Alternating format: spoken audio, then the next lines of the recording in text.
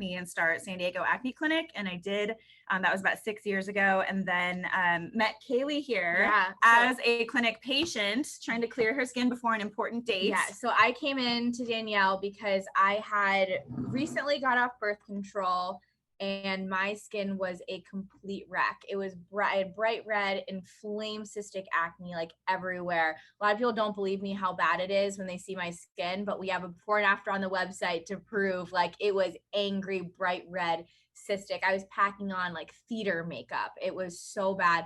I went to every doctor, dermatologist, esthetician that I could possibly find that specialized in acne. And I was told, go on Accutane, go on birth control, and go on antibiotics. And having my background in holistic nutrition, I know there's a root cause to everything. And that's what I was searching for. And no one could give me the answers. Blood work was coming back fine because I was getting blood work just done by a primary care doctor at the time. And as a last, I almost went on Accutane. I really didn't want to, but this, like, I had truly tried everything, every product from the cleanest of clean to the harshest of harsh and everything in between. And I found Danielle and we cleared my skin in 2 months, because what I didn't know, especially as it applies to nutrition, is so many different acne triggers exist both externally and internally. So externally, we're going to talk about some of this, but you have pore clogging ingredients, and you have, not having the proper exfoliation or skincare regimen. Internally, there's even healthy foods that trigger acne. There's certain supplements that are great for your body, but in excess trigger acne as well. So we found 11 different acne triggers in my diet and in my skincare regimen. And we eliminated all of those, and Danielle worked on my skin, and we realized that we created Clearstem because there was nowhere in the market that was servicing people that were dealing with acne, but also wanted to be conscious about aging. Because you have acne products that can be severely toxic. They can dry out your skin, cause accelerated aging.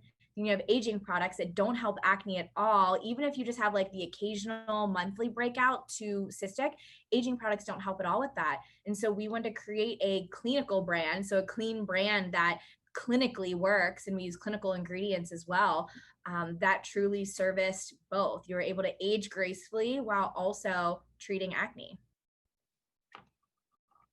That's a little about our story. Yeah. Thank you. And so I guess to begin with someone, I guess coming in, we can start maybe with nutrition, kind of the foods that you found out that were really triggering your acne or that you see with people. Yeah, we'll kick it off. So one of the first ones that is a healthy food that can trigger acne is actually eggs. And a lot of people don't even think to eliminate eggs, but that is a huge one for people. And so we highly recommend, if someone is eating eggs every single day, to cut it out for about 2 weeks and then slowly introduce it back in and see if it is a trigger of acne. But most people, when they even eliminate it for just a couple days, will notice a huge difference in their skin. So it's the first one. Second one, which actually I should have probably said first because it is like the biggest trigger, is dairy. Which a lot of people know about, some people don't, but dairy has growth hormones in it, and it is hands down the biggest trigger of acne.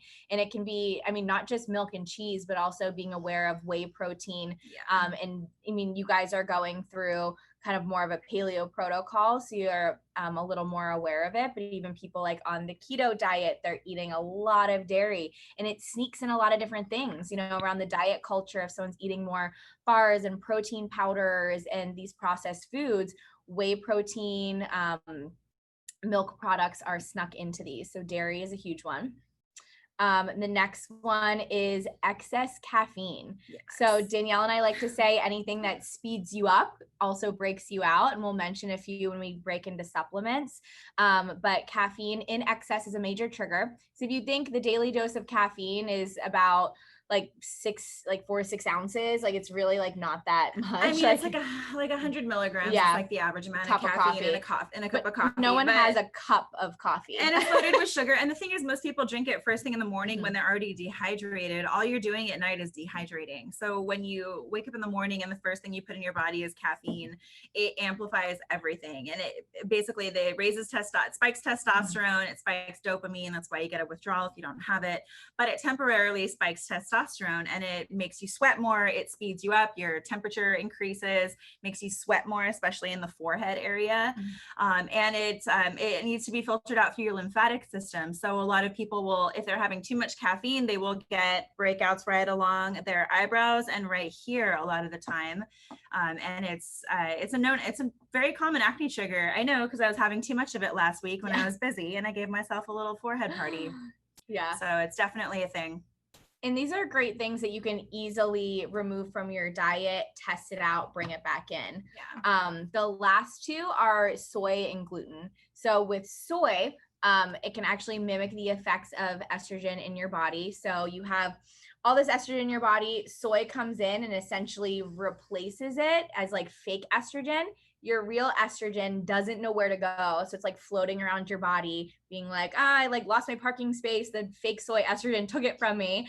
And so you now have estrogen dominance. And this can happen in both men and women. And so with estrogen dominance, you're causing breakouts as well. And soy also is very highly processed. So in general, processed foods are going to trigger more acne by wreaking more havoc on your digestive system and your stomach acid levels. And then lastly, gluten, which you guys have eliminated through the paleo protocol, which is amazing. But gluten bores tiny holes in your intestines and allows any food that you eat to leak out into your bloodstream, causing inflammation, more digestive issues, depleting your stomach acid, all things that your skin needs in order to operate correctly and turn your cells to turn over correctly. So actually your gut and your skin are directly connected.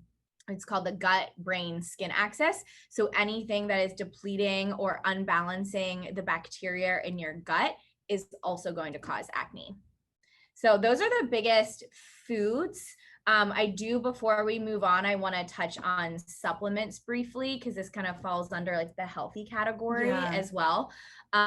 So the two biggest three. No, there's more than that. We'll go through them. I'm like, no, we'll just go through the top four. So for supplements, for supplements, in order of priority, the thing that most people are getting too much of that's causing them to break out is an excess amount of vitamin D. And you'll know if this is you because your supplement will have probably 200% or more of your RDI, and it breaks you out right where you'd have a goatee. It's extremely consistent.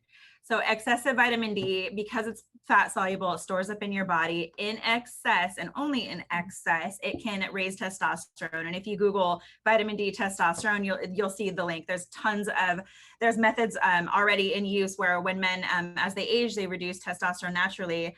So to get it back, the first thing they do is put them on a high vitamin D protocol. So the link is very well established between vitamin D and testosterone. And again, it's the devil's in the dosage. So what I see very commonly is someone will come in and they have a multivitamin and it'll have 250% of their recommended daily intake. That's 2.5 times what they ought to be getting. And that's not counting what they're naturally getting. And sometimes people are on multiple vitamins that have vitamin D in it.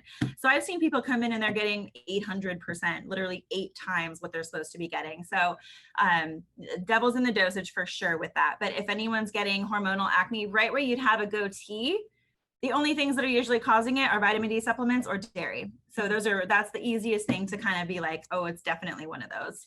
And kind of going along with anything that speeds you up, breaks you out, vitamin B12. So I was actually evaluating a supplement for a friend the other day. And again, devil's in the dosage with all of these, but it was these like focus and alert capsules. I'm not even kidding. The recommended daily value on the back of this supplement for B12 was 40,000% of your recommended daily value. Your recommended daily value of B12 is like 3 mcgs, and this was 150. Yeah. So again, B12 is meant to energize you, speed you up. And so we don't want to create vitamin B12 deficiencies. It's super, super important. But devil's in the dosage. You just want to make sure that you're getting the right percentage. So you want to try to stay under, like, what would you say, like 150%? I have found with vitamin D, because it's fat soluble, it has a longer acting, it stores up. I have found with vitamin D, you don't want to it. No, I'm talking about just put it in perspective. Like if someone's acne prone, I don't want them to take a vitamin supplement that has more than like 60% of their vitamin D, because that's just the level. Whereas with like something like B12, if it's over 250%, that's when you start getting into a little dicier. It's not fat soluble, so it's not going to keep working against you after you urinate it out. So the dosages, I would say with vitamin B12, anything over 250% can be a little bit aggressive for acne. And you want to keep in mind, because again, multiple supplements. So you might be getting multiple dosages of B12 depending on what you're taking. Cause it's snuck into like focus things, energy things, daily vitamins. B12 is put in pretty much any combination of vitamins that you see. B12 is always snuck in there. So it's a good one to check out for and kind of count up your daily value and being aware that it's not going over 250%. The next one would be biotin. Yeah, biotin, pretty similar value before it starts to cause trouble, about 250%, but it's a trace mineral. It does have important functions in the body. The thing with something like biotin is when you go to take a hair, skin, and nails vitamin, it'll have like 10,000% of what you're supposed to be getting. And, when you get in those really high levels, that's when it can start to cause problems. And the reason it does that, the reason it's for hair, skin, and nails is it increases the rate of keratin production. That's what your nails and your hair is made of. But it also increases the level of skin protein that you're making. And people who have acne, we already tend to make too much skin protein, and it's part of our issue why our pores get clogged. So that's why people who take biotin will start to get little bumps everywhere, or their hair will grow, but they'll also get more acne, and the acne can turn cystic. So that is another acne causer as well. And generally, it's if it's a hair, skin, and nail vitamin and you're acne prone, don't take it. You can take Silica and it will not affect you negatively. Yeah. Biotin can cause problems. And the last supplement to address would be zinc. Yeah, very timely. Zinc, I see this every year at the clinic during cold and flu season. Zinc is, it's an immune booster, and it's not something you want to be deficient in. But again, it's a trace mineral. And when you take it in supplement form, if it's something that's just zinc, usually it comes in like 30 milligrams, whereas the daily intake's like 14. So it'll be like more than double. Zinc it raises testosterone. That's the whole reason behind oysters being an aphrodisiac, is because they're a naturally high source of zinc. So it raises your testosterone a little bit.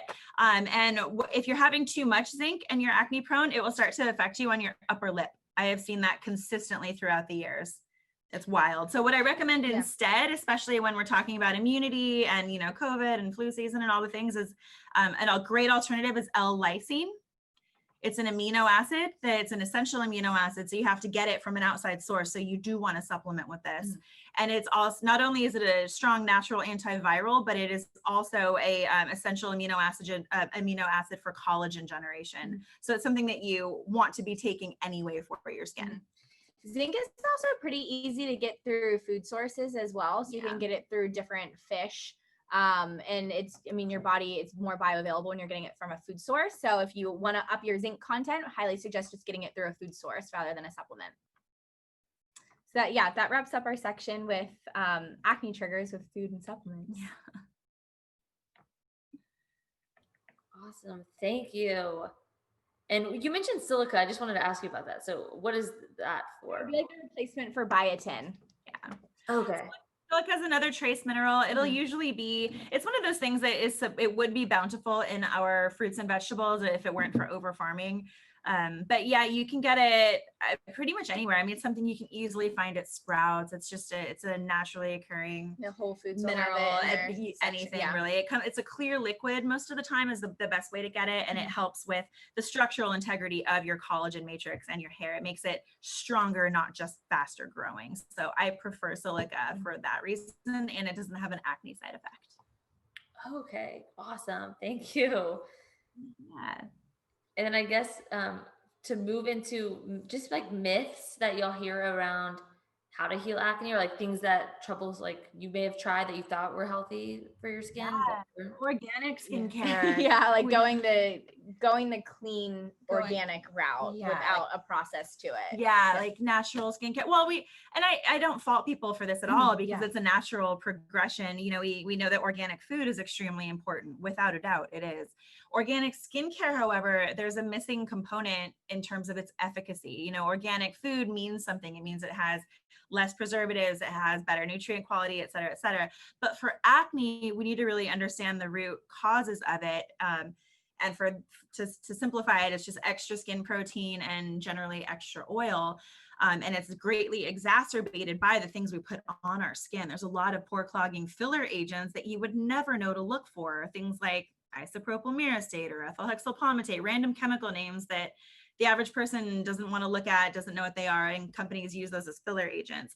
So with organic skincare, there happen to be a ton of pore cloggers in them. And it's just things that are thicker than our natural oil, like algae, coconut oil, shea butter, things that if you look at them at room temperature, they're like solid. So they can be natural and organic all day long, but they still are pore clogging. And just like all the other stuff that we don't want on our skin because it's breaking us out, it's doing the same thing. It's just organic.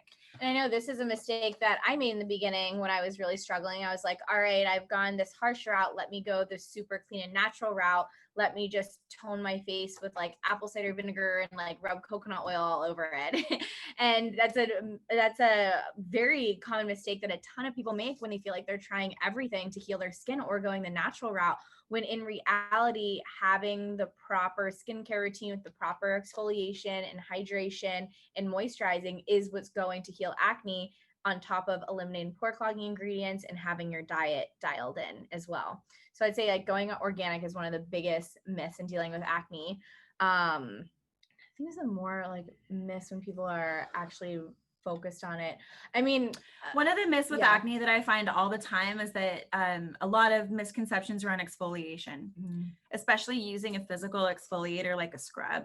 A lot of people think that it's just going to like spread the bacteria and this and that. And like, while that kind of makes sense in some cases, people clear very quickly when I put them on some form of a scrub with like an acid, like an AHA exfoliator. So just having the complete picture of what's causing the breakouts and like the right types of exfoliants to fix it is really important. But a lot of people are afraid of exfoliation, or they've just never had anyone dial it in for them. And it's different for everyone. It's kind of like finding your perfect workout routine, and it might change sometimes. So I would say the mystery around exfoliation is one of the bigger things that I like to demystify for people. And that's what makes all the difference in your skin, not only in acne, but in how you age as well. Another big myth is the face mapping with organs. So you'll see like liver, kidneys, stomach. And though those do connect when it comes to like acupuncture, like when you have like meridian points in acupuncture, those connections are correct. But with breaking out with acne, completely false. Like Danielle said, around here is vitamin D. Around here can be excess zinc. Or it could be from a topical product. Yeah. The face mapping doesn't even account for that. On your cheek, it can be a lot of times your conditioner. Yeah. Around your hairline, it could be your hair products. Up here, it could be excess sugar. And so there's multiple external and internal causes. And so the face mapping isn't necessarily linked to an organ. And a lot of times, when people are breaking out heavily on their cheeks, it can be linked to gut dysbiosis. And so it's dialing in diet, limiting sugar, alcohol, caffeine, dairy, getting on a great spore-based probiotic. Yeah. So that's something to reference. I have another big one. Yeah. Another big one is that it's hormonal. It's that everyone thinks it's hormones. That's the only thing you'll ever hear from a Western medicine doctor. And ladies, we all know that if you have any sort of breakouts, or even if you're clear, when it comes time for PMS, you get a little something on your chin. And so we always associate acne with hormones. And yes, hormones they're a huge factor, but I believe they are overplayed. Almost all, myself, Kayleigh included, and almost all of the patients at the clinic will go get blood work done, and they will come back with their hormones being completely normal. What I have found more is the case is it's malabsorption. It's some sort of digestive issue, usually the malabsorption of protein. And it'll be in their lymphatic region. It'll be very specific. And it will, ebb and flow with their hormonal cycle, but it's not being dictated by it. So that is one of the biggest myths that I see, is that it's always hormones, because almost all the time people come back with their hormone levels completely normal. And granted, there might be some things that need to be off or what have you, but the point is that Western medicine is an epic failure for acne. They don't talk about digestion. They don't test for those things. If you go into your dermatologist, they will put you on birth control. Or basically what they do is they take the batteries out of the smoke alarm by removing or muting some of the hormones that contribute to oil, thus being a workaround to slow acne. But we all know that those things don't work long term. they're not long-term solutions at all because they don't address the root cause, and usually they make the acne come back worse. So that's one of the biggest myths that I find that I like to dispel is that it's all hormones. Yes. And do you have any tips for improved protein digestion if someone is having that being their cause?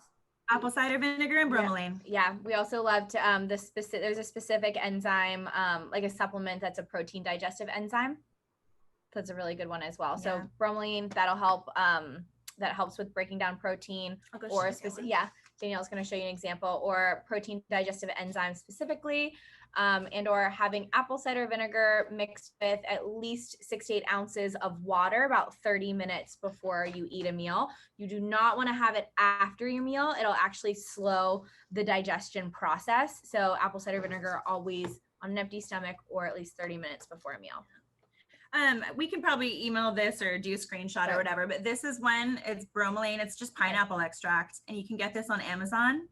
This is a very useful supplement for reducing inflammation in general and helping with digestion. If you take this with protein, it helps break down the protein. If you take it on an empty stomach, it helps digest inflammation in the body. A lot of the cutting edge surgeons will have their patients start taking this about a week prior to surgery because it reduces the inflammation and improves healing response. I find a huge benefit from these, and I have them auto sent 2 of these a month from Amazon. They're just really useful and super natural. It's literally just like pineapple powder. Thank you. So good to know. And I guess for moving forward, is there anything around the I guess other supplements that we should be taking to help with acne? Ooh, yeah. I mean, so this would get into more like if you're experiencing digestive issues or where you are individually, but we love taking like HCl, which is going to help increase your stomach acid, but it's something you only want to be taking if you're low in stomach acid and struggling with digestion. But if digestion is something that you're very much struggling with, you can easily play around with it. You're going to want to play around with the dosage yourself. You can look it up, but basically you'll know you're taking too much if you feel a tiny bit nauseous. There's no like overdosing effects on it, but you're only taking too much if you're getting a little bit nauseous. But start off with a couple, see how it works. Take it for like a month at a time. It's not something that you need to take forever, but it'll help build back up that stomach acid. That is an amazing one. Spore-based probiotic. So my favorite is Just Thrive probiotics. You can actually use the code Clearstem and it'll give you a discount off. We are huge fans, and I want to explain why it's so important you get a spore-based probiotic. So first of all, you have the ones that are refrigerated. No good, because if it can't survive unrefrigerated, it's never going to survive your body temperature and make it down. 2, you just have your other basic probiotics. And what it's doing is it's just dumping probiotics into your gut and kind of seeing what sticks. So 99.9% of the probiotics don't even make it to your gut in the first place. So 0.01 actually makes it in, which is why a lot of people will say, oh, I've taken a probiotic and I've never seen a difference. That's why, because it's literally not a probiotic. It's not working. So a spore-based probiotic, it gets to your gut, and it basically plants seeds and teaches your gut how to regrow good gut bacteria and balance the good and bad gut bacteria, because you do need a balance of both. And so a spore-based probiotic is going to be the only one worth taking. And again, it's going to help balance out that good and gut bacteria. The last one we'd recommend is magnesium, and you want to take this at night. It's going to help reduce your cortisol levels and help your body's natural toxic I don't know why I'm blanking on the word, detox. I kept saying toxic in my head. It's going to help your body's natural detox process, aka it's going to help you poop. So you want to make sure you're pooping multiple times a day. A lot of people won't poop very much because they might be low in magnesium, eating a highly processed diet, but magnesium is going to help with that flow, help with the digestive process, help reduce cortisol responses. And those are all things, of course, they're extremely healthy for your entire body, but are going to help your skin a ton as well. So I'd say those are like the top 3 recommend. Awesome. Thank you. This is so helpful. I'm taking notes, so I'll send out some notes after this too. And for as far as just tips of taking care of our skin, I guess moving into kind of more of an external approach, if for someone who knows nothing about skincare regimen, what would you suggest? If you don't know, let's see here. Starting from square one. Starting from square one, I like to keep things really simple. I'm not a fan of the 10-step nonsense. Korean skincare routine. No. Like for a guy, if a guy comes to me and he's like, I don't even wash my face, great. We'll get him on a gentle cleanser and a moisturizer and a sunscreen. Just like start with the basics. Philip, you're just you laughing. So it just depends on, it also depends on what your needs are. If you are another type of client that'll come to me is like, okay, I have never done anything with my skin. I'm noticing some signs of aging. I have some dark spots. Like, what do I do? That's when you start introducing exfoliation. Now, generally, if you live in, let's see here, I do a sensitivity test for people, and then that determines their exfoliation. Most people can tolerate like a scrub a little bit, like a few times a week, as well as an acid exfoliation. They call it AHA, which is alpha hydroxy acid. So you'll see those a lot. That's our clarity serum. Yeah, that's basically our clarity serum. And this one, I put it at a percentage that everyone's skin can tolerate. Some people, that you see a result overnight, and then the people with oilier skin, they can do this more often. They can do it, say, every night, whereas someone with dry skin or in a dry climate or high altitude, they might do it like every other night. So I always recommend, if you're going to start somewhere, have a good cleanser, and then I would start with an acid exfoliant rather than a scrub generally, if you were going to pick one. And then ours literally has vitamin C in it as well. So you get a brightening effect. So what an AHA or acid exfoliator does is it just eats away the surface of the dead skin, and then it stops working. So you can control the amount of exfoliation that you get. And like I said, you can, put the gas pedal on by doing it every night. Some people can do it twice a day, but you start there and you start doing it every night. You see what it does. You see how your skin responds. And then if the rule is, if you're not dry after like 2 weeks, then you can step it up a little bit. And you want to think of exfoliation like your workout routine, where you kind of increase it as your baseline, strength changes, so that you can keep gaining results. Exfoliation is very similar to exercise in terms of what it's doing, because we're talking about controlled inflammation for a healing response.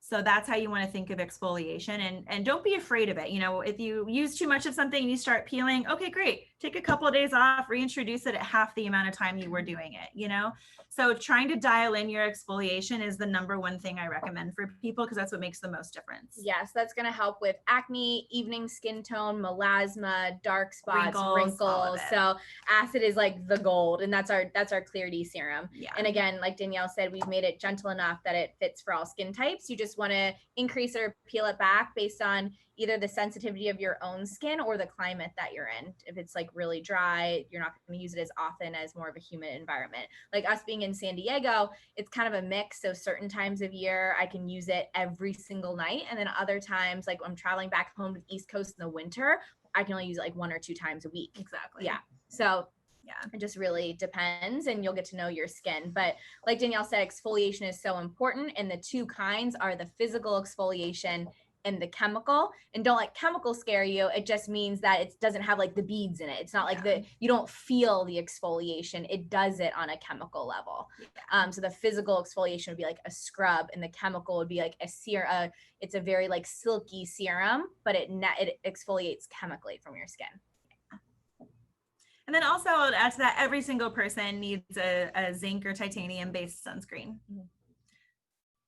Sunscreen is really important. There's a lot of them out there. If you want the active ingredients to be zinc or titanium, everything else is a chemical sunscreen, and those are not the best for you. Yeah, they won't really do anything. Yeah. Okay. And is there, I guess for anti-aging or like to help your skin, is there anything that we should be using?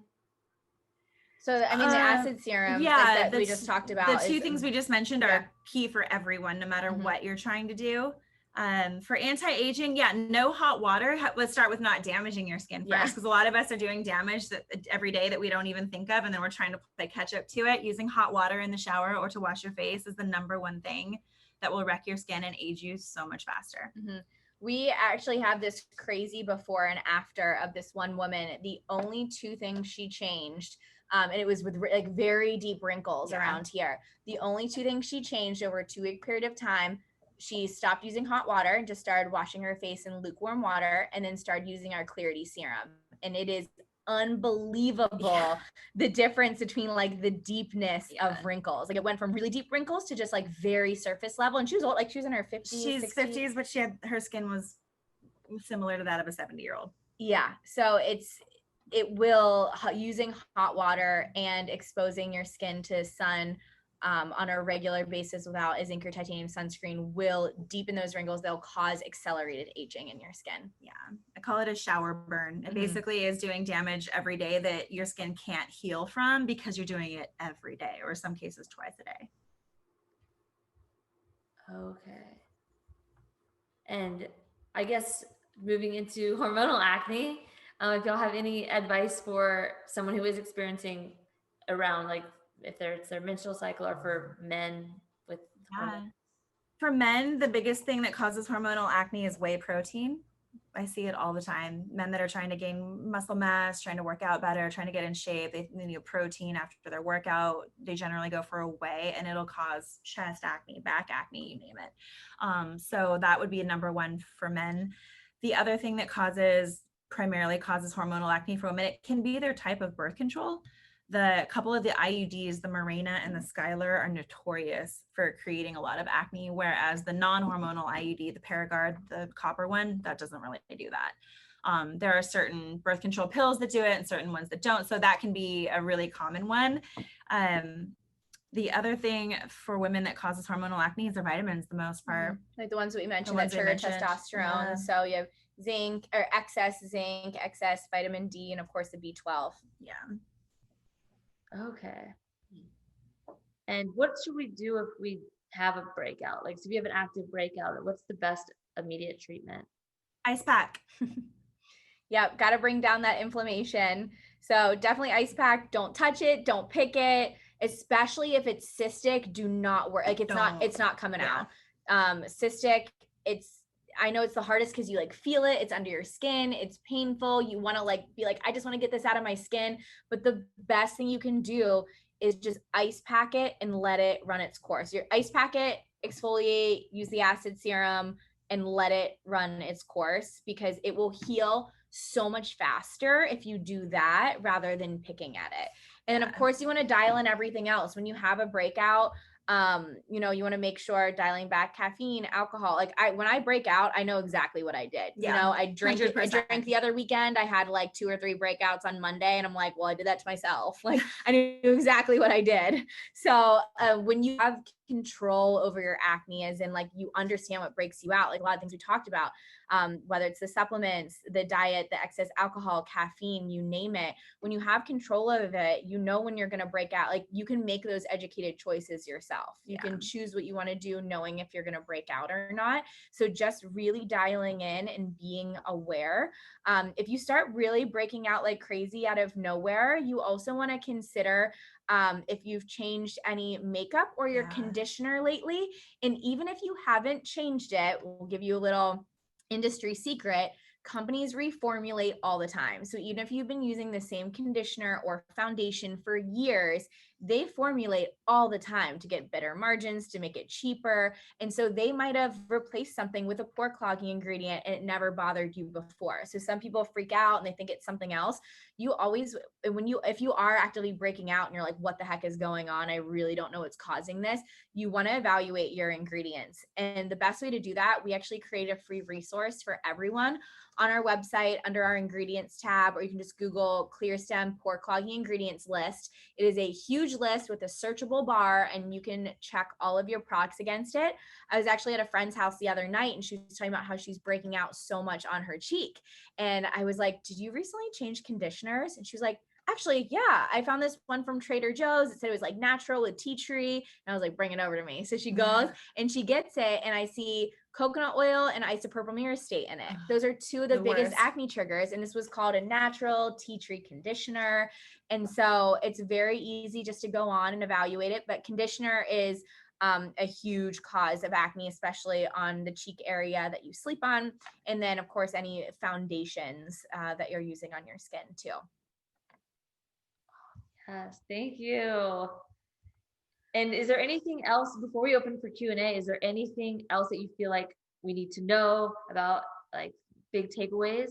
Yeah, I find a lot of confusion with people with how much water they should be drinking in order to be hydrated, and the goal is 3 liters a day. 3 liters a day.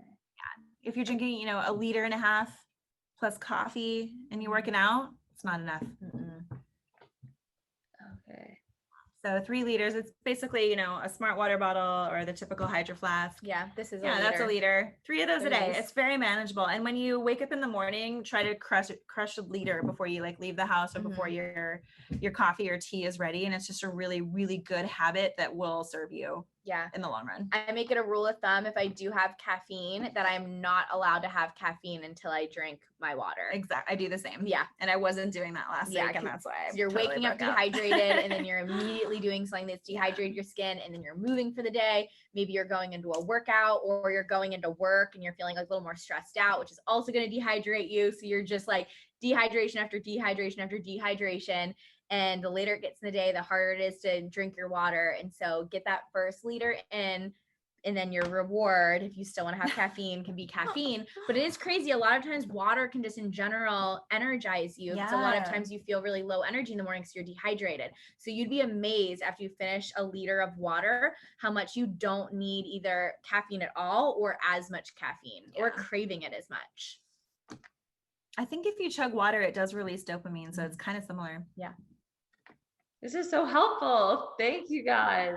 And so I am going to open it up for Q&A unless there's anything else you think that we need to, any other things before we open up? Yeah, let us know if you guys have any questions. Questions, Q&A? I do have a question. I'm one of those people who does nothing to her skin, and I never have.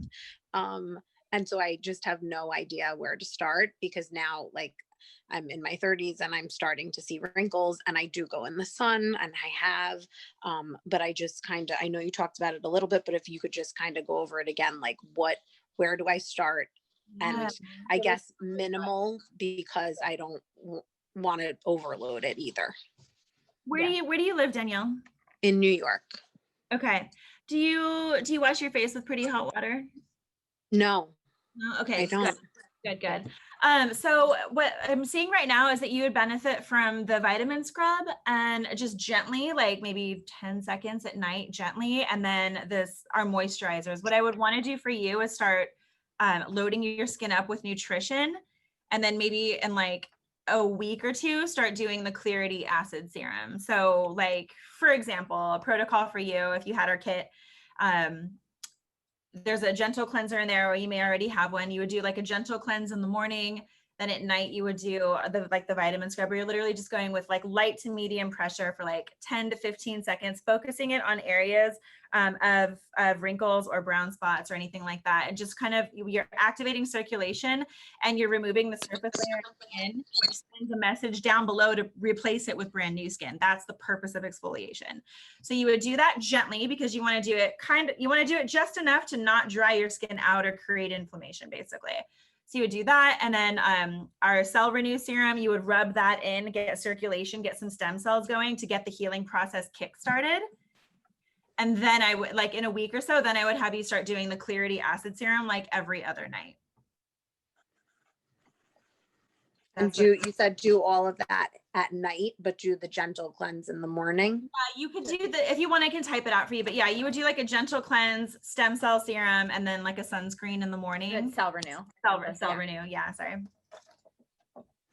Okay, thank you. Yeah, and for your skin, I literally want to come through the screen and like massage you. Like I want you to massage your skin and activate circulation. Because like that is what tells your skin to like wake up. It makes it absorb nutrients better, and it makes it regenerate, basically. So you would see a difference within less than a week if you started doing this. Okay. Sure. Your skin is lovely, by the way. But yeah, it's fun when you haven't done anything, because then as soon as you start something, you see like immediate results. It's kind of fun. Yeah. I just have no idea where to start, but I appreciate it. So thank you. Anyone else? I have a question. So how do you get rid of acne scars? So I get a lot of acne. I've gotten acne like since high school. Is actually worse. Like I had to go to the doctor, but it didn't come off completely. It was just like some spots. I'm sorry, love. Well, based on what I'm seeing, if it's all over, it's likely something that's in your products. It's likely something that's going all over.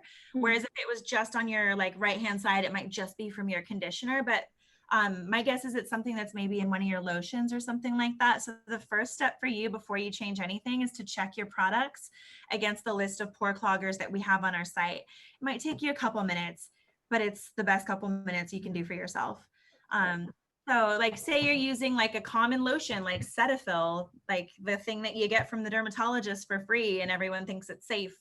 They have a lot of pore cloggers in their products and kind of a lot of toxins too, actually.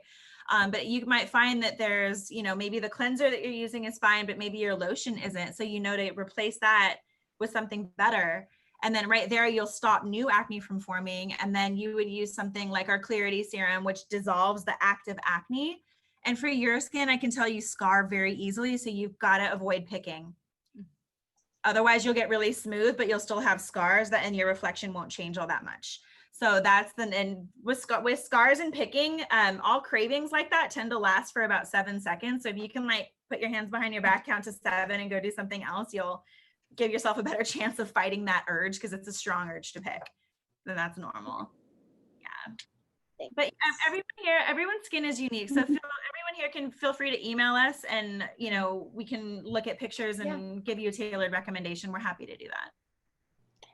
Yeah, everyone's skin is unique and their starting point is different. And I can tell your skin would probably like more exfoliation than someone else's skin. So yeah, we're happy to help you guys on an individual basis. Anyone else? If no one else, I'll ask another one. Do you have any recommendations for like maskne? Like, because We're I've just been going to work and wearing masks all day, and like my chin is just, it's like all over. Yeah. Are you dry at all? Well, you said Cetaphil, and that's what I've been using to just clean, like just to wash my chin, which I never used before, but it was just so bad. And so that dried it out a little bit, but I just have no idea what to do. Yeah. Do you use a moisturizer? I used to use oil of Olay and I've stopped, but I stopped putting it on my chin completely because I could tell that it was making it worse. So I just haven't been doing anything really. Yeah, with the chin, I don't see too much on you. If it was like a white head, I'd be able to like see, okay, that looks No, it's like red. It's like blemishy. Oh, there we go. I can see it now. Yeah, it looks like friction. Aquaphor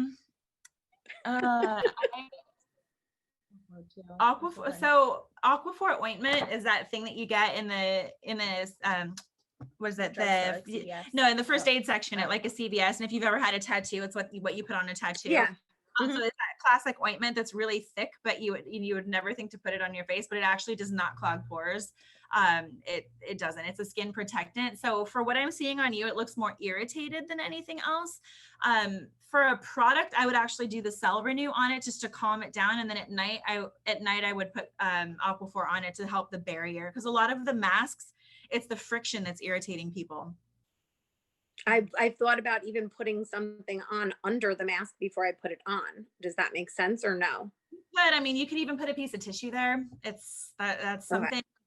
It depends on how long you're wearing it and the type of mask. It's really the friction that's bothering people. You do want to be aware of the type of mask as well. So like a polyester can be extremely irritating. The fun masks that are pretty colors can be chock full of toxic dyes as well.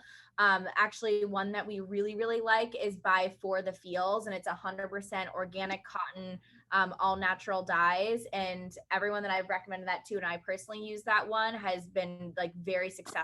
It's more breathable and doesn't cause the friction. Yeah, I'll double check their Instagram.